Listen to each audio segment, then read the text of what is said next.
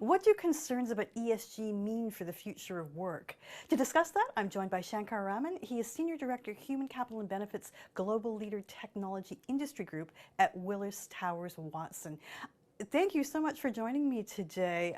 I have so many questions, but you know what? I always like to start with asking my guests about their own careers. I mean, how do you end up doing what you're doing? Oh, that's a really good question. No, when I went to business school, I got into consulting, was interested in consulting, and have remained in consulting ever since management consulting. I started my career as a strategy consultant, and I moved into human capital consulting since then. And I just like it because it's fascinating. It allows me to be intellectually stimulated, work with different clients, work with different companies, allows me to work on complex problems that our clients are facing. So that's why I got to be here. And you know, these problems change over the years, right? I'm sure you've Mhm. seen different cycles of this. ESG is top of mind right now. Yeah. And talk us through the last few years of this, because if we had talked 10 years ago, I don't think it would have been necessarily as important to people. How has awareness changed? Oh, a couple of things. I think we'll have to parse that question out. So awareness of the issues related to, the underlying ESG have increased quite a bit. The usage of I guess, the initials ESG itself has increased, but I'm not sure people fully understand, the issues underlying that in the way they should be yet fully. And what I mean by that is, we think of the journey the world has taken the last couple of years, right? So with the pandemic, obviously it had a terrible human toll for human beings, for healthcare workers, for almost all nations. No nation has been spared, no industry has been spared, no workforce has been spared. So the human toll has been compounded by, I guess, economic disparity. In some industries have flourished and done really well. Other industries have struggled, and workforce have in those industries have had to materially rethink what they're going to be doing for a livelihood in the future. We know people who are saying, you know what, I don't want this lifestyle. I can't afford to be working in the hospitality industry anymore because I can't pay my bills. I'm going to relearn a few things and try and get a new job. And so we are seeing such major structural changes happening. At the same time, our institutional infrastructure has been challenged in many ways, with things like our healthcare system being challenged, our pharmaceutical systems being challenged, our insurance industry being challenged in ways they haven't faced before. And what this has led to is an open conversation about as we think of the future. And we haven't, while I think the heights of the pandemic have been addressed in that, the levels of mortality are no longer as it used to be. I think everybody is trying to figure out what the new normal or the next normal is going to be, and how do I succeed and thrive? What do I plan for? What do I not plan for? One of the biggest challenges that we have faced from an economic perspective is the fact that, while the demand for tech workers went up to the roof, and then eventually for hourly workers, almost all labor force went up, we do find that the income disparity between people who are doing really well and not doing that well seems to widen quite a bit, right? That's one big dimension. And so that has led to an active conversation in many circles on how do you make sure that we create, I guess, more equity in both wealth creation and pay perspectives.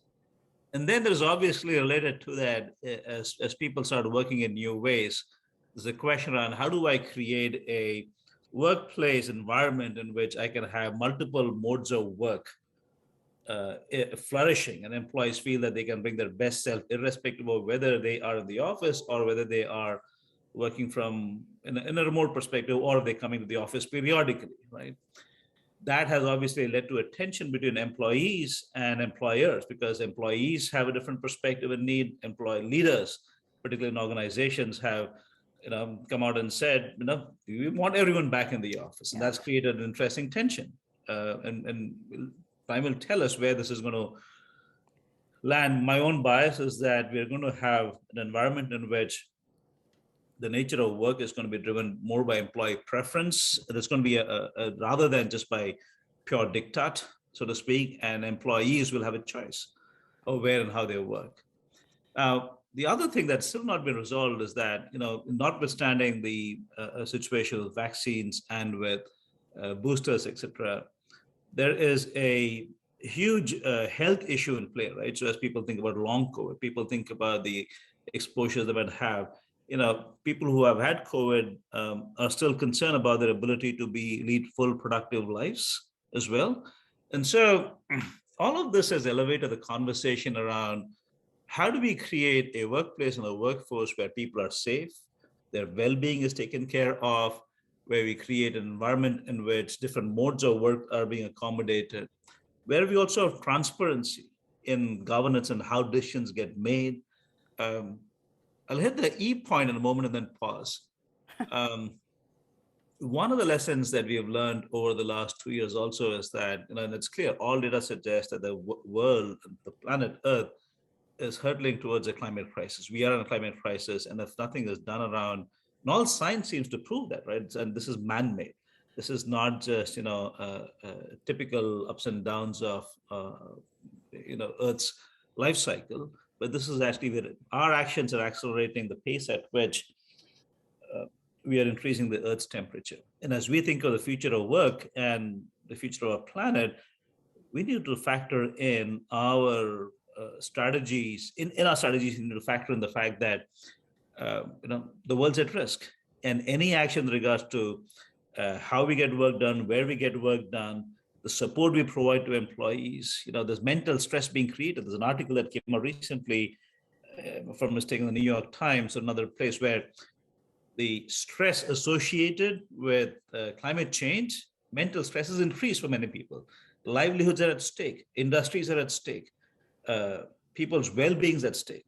So all of these things have really elevated the conversation around the topics related to ESG. Not everybody, the common man does not think of it, or woman does not think of the ESG, but they're thinking of, how do I make sure that our planet can survive for the future?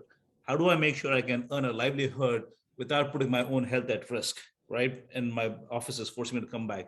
And how do I know that I can trust my employers, which is what governance is all about? So let me pause. That's how I think about the issues that we are facing right now. Well, I want to take them one at a time. I will start with the carbon footprint part of this, that Yep. you have this sort of mainstream now that companies realize that people are looking at them, and whether they believe in it or they don't, this is something they have to be aware of. When you talk to them, when you're looking at plans for them, what are the concrete things that are being discussed about reducing carbon footprints? Yeah, no, it's a good question. I wish there was more conversation going on about how to reduce carbon footprint. There are a few areas that I think companies should be are beginning to focus on, but there are areas where I think they should be focusing on more, right? So one would be things like real estate usage. That real estate is one of the biggest contributors to carbon footprint and to construction. So thinking about how do we actually have less real estate usage in the office, and how do we make sure that we actually use our real estate more efficiently? That's one big direction. The second is also thinking about transportation, right? Transportation, again, is the second largest contributor to greenhouse gas emissions across all industries. And so figuring out how do we manage our usage of transport, particularly air travel contributes extensively. We've had situations where many of our people that I work with have in their hybrid or future working strategy are now factoring in explicitly, how do we make sure that we actually reduce the amount of air travel we do and actually reduce our carbon footprint. Other actions companies are taking, particularly from human capital perspective, are reducing reliance on, I guess, carbon and fossil fuel generated power, right? So providing support for renewable energy at home, for example, right? Providing support for using energy efficiency appliances. And these are specific practical benefit related issues that companies are taking. And then the third thing that they're doing is also really enabling employees to lead a lifestyle that allows them to reduce their carbon footprint. Things like support for walking to work, or using commuter transportation to work. Those are the kinds of practical steps that corporations are taking. Obviously, there's tons more that needs to be done with regards to managing the amount of money being spent on real estate, the amount of money on transportation. Also things like reforestation to make sure that the overall amount of greenery on the planet does not go down, and carbon is being managed appropriately. So those are some actions that we see being taken, but I actually think there's a tons more that private sector needs to be doing to support this. Right now, people are waiting extensively for policy changes, and rightfully so in some ways. Policy changes, the transition to a carbon-free economy or carbon-neutral economy is not cheap. It's expensive, right? Some companies that can make this happen very effectively, the tech companies have come out and said they'll be either, carbon negative or carbon neutral. The more ambitious have said carbon negative. The others have said it'll be carbon neutral. So they're doing things like, how do we make sure we put our data centers in site that are actually, I guess, require less cooling requirements, or they create more energy efficient data centers. They're also providing incentives for employees to behave differently. But I just think that policy changes will have to go hand in hand along with actions that corporations are taking.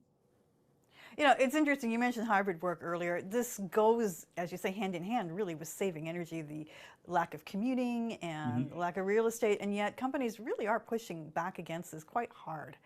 Do you think the environment will be one reason they have to perhaps give in a little bit more, or do you think this is a really widely held belief that we do need to be together, at least hybrid, or perhaps all together 100% of the time? It's a really good. It's an interesting question, and our research suggests that managers and leaders believe that it's important and they themselves, and in fairness to them, they're trying to balance. Most of them are trying to balance the tension that exists between adapting and accommodating employees' needs to work flexibly and also support the environment. And I think future-thinking leaders are actively saying we need to be mindful of our environmental footprint and create a hybrid work strategy that leaves the environment better off. I think the challenge that companies are facing is, how can they create a sense of identity, a sense of belonging, a sense of community, on a sustained basis, if we don't have people come into the office on a periodic basis. So I think most companies are moving towards some kind of a hybrid working environment where they see the office space as one in which they can actually celebrate, they can collaborate, they can have honest conversations. But they also realize that they're using the office to do stuff you can do at home. For example, checking email, answering calls, coming to the office just to do Zoom makes no sense. And so, they are trying to make sure our research would suggest that companies are well-intentioned in that space. I think they're trying to figure out what the right rhythm is for them to make this work in a way in which the environment is protected, employee well-being is protected, and their business objectives are met also. There's an equity part of this too, DEI. I mean, with hybrid work, it seems that the workplace is something of a leveler. Everyone's there, same time, same day, so you're judging all together. If you start letting people decide which days they come in, and there's some evidence to suggest that those who feel more marginalized, like older or different races or whatever, women, are less comfortable coming in, they'll stay home more to work and not have the same opportunities. That's another challenge for managers. Is that being discussed much? It's a great point. Yes, it is. It is increasing. One of the points we've been making also is the experience during the pandemic shows that people of color, people in caregiving roles, women, etc., people at higher health risk, all have been adversely impacted in greater proportion than people who are not normal, healthy people, right? And so thinking about how do we make sure we create an environment in which we can accommodate and actually take a not one-size-fits-all approach is really, really critical. Companies are realizing it. The more forward-thinking ones are definitely for sure. And they also realize that in their desire to be well-intentioned, to drive, we want to be fair to everybody approach, they might be unwittingly creating more inequity, right? So for example, somebody might have really difficult challenges in coming home because of the healthcare situation that they have at home, right? And so forcing them to come in because you want everyone to feel the same could create unwitting issues. So I think increasingly people are realizing that they need to take more nuanced approaches to how they view DE&I. In fact, we like to call it JEDI, justice, equality, diversity, and equity, inclusion.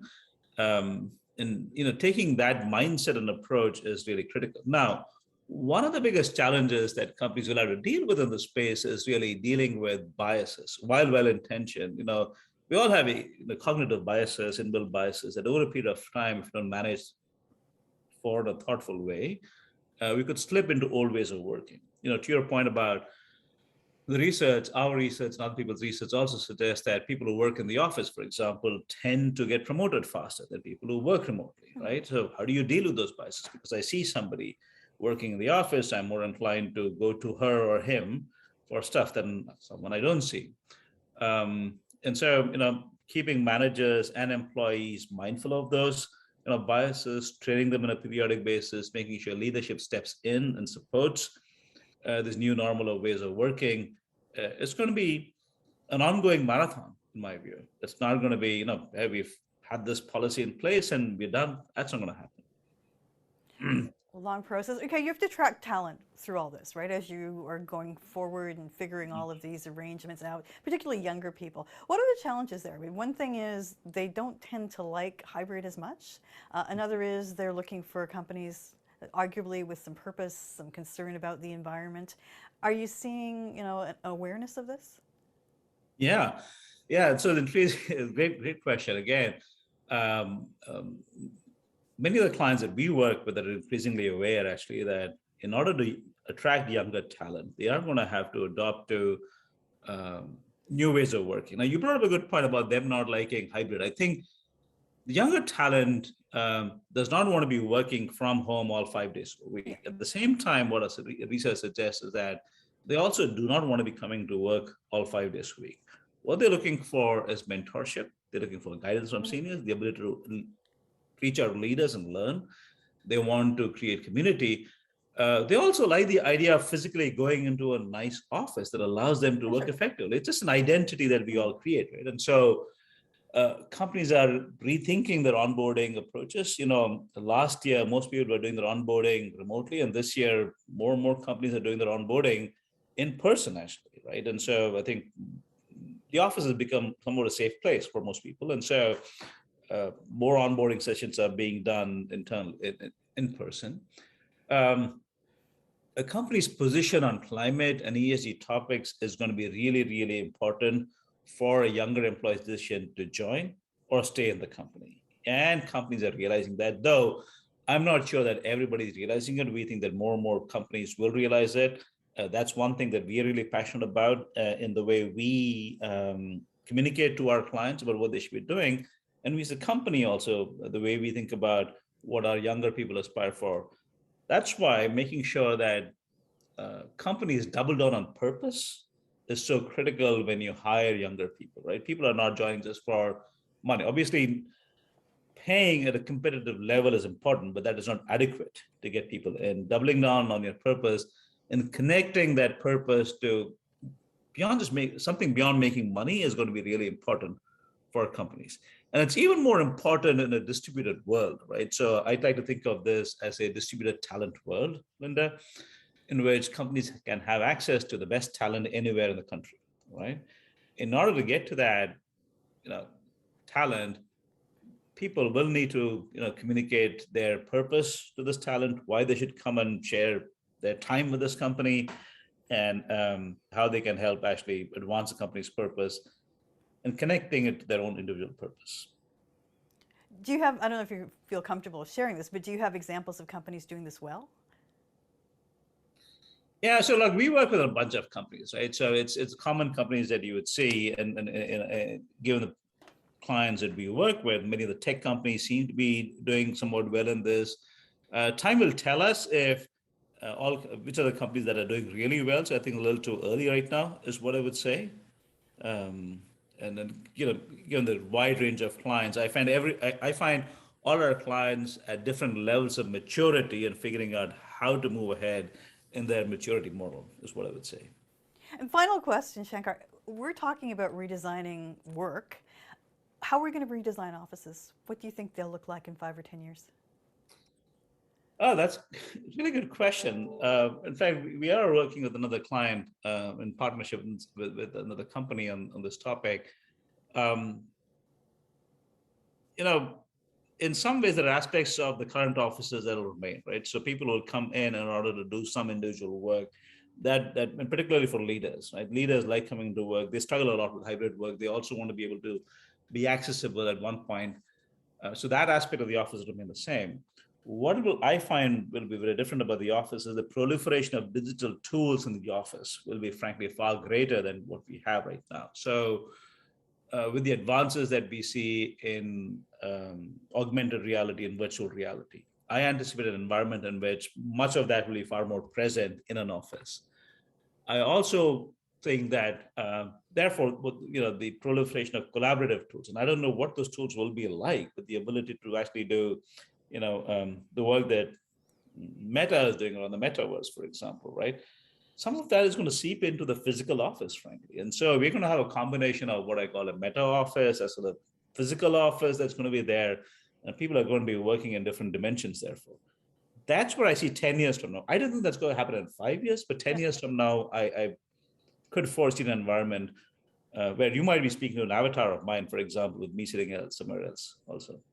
Well, let's see. Let's see what happens. A lot of changes ahead. Shankar, thank you so much for talking to me today. Pleasure's mine. Thank you for inviting me. Shankar Raman is Senior Director, Global Leader Technology Industry Group at Willis Towers Watson.